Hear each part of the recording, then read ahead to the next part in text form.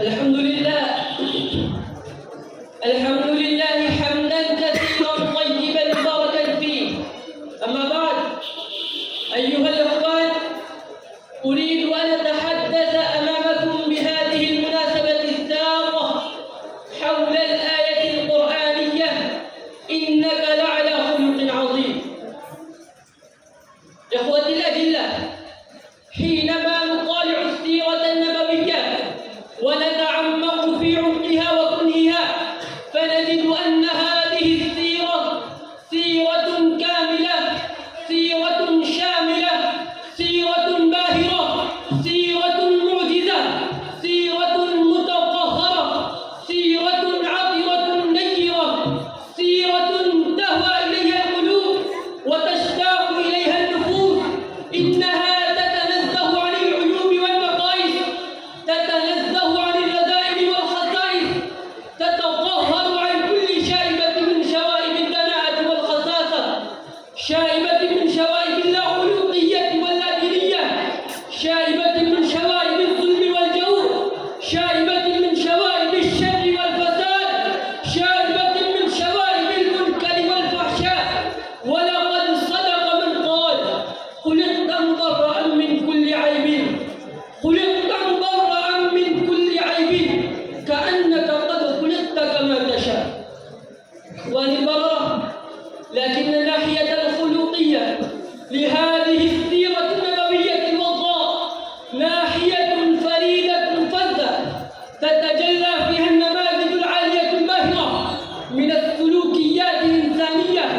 تتجلى فيها الصفات النبيلة الخالقة، تتجلى فيها المكارم المعجزة من التواضع والخضوع، تتجلى فيها العملية من العفو والكرم، تتجلى فيها المعالم الفائقة من الجود والسخاء، يتجلى فيها كل شيء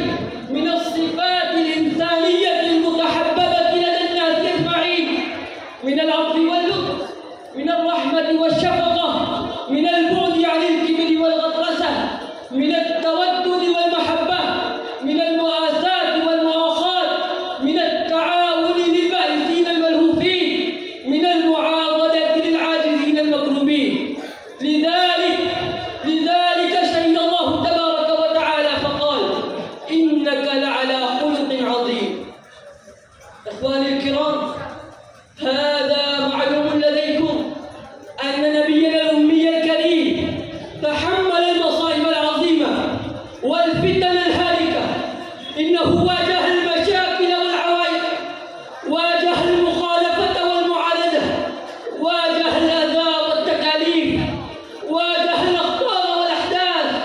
واجه العذاب والنكال،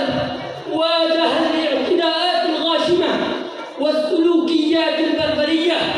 واجه السب والشك، واجه المقاطعة والمضاربة إلى مدة مديدة في الحياة المكية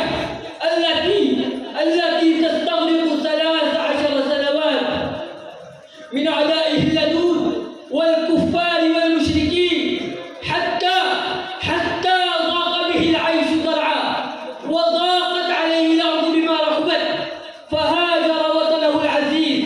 وتحمل الفراق وغم الفراق حتى تم له النصر الإلهي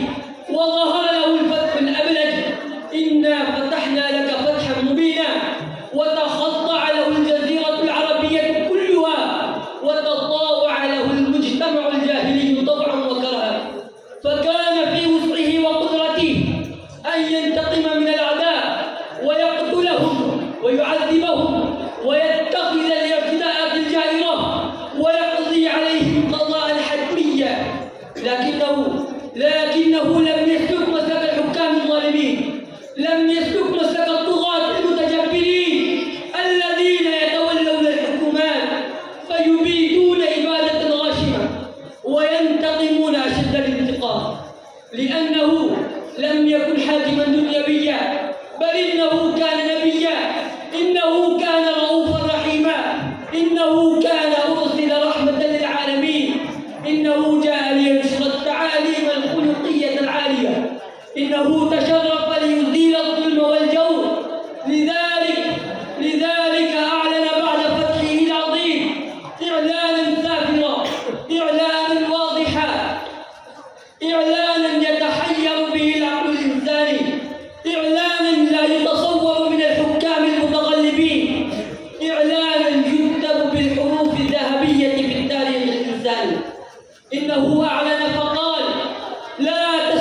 عليكم اليوم، لا تثريب عليكم اليوم وأنتم الطلقاء. إنه عفا عمن ظلم، عفا عمن أساء، عفا عمن طغى وبغى عليه، بل بسط لهم رداءه رحبا وسعا فقال من دخله كان آمنا. أيها الإخوان، هذا هو النبي الأمي الذي بعث بدين الإسلام، فكيف هذا الدين المبين يكون دين عنف وشدة، دين شدة وغلظة، دين قتل وإرهاب، دينا يحث صاحبه على نشر الخوف ونقض الأمن؟ هذه توهم باطلة وافتراءات كاذبة يشوه بها الأعداء صورة الإسلام النقية الجميلة. فيجب علينا أن نتخذ هذه الأسوة الخلقية للنبي الكريم ونقدمها أمام العالم، فتذهب هذه الافتراءات هباء منثورا وتعلو راية الدين الحنيف شامخا وعاليا. أكتفي بهذا القول من الشاعر المتنبي: مضت الدهور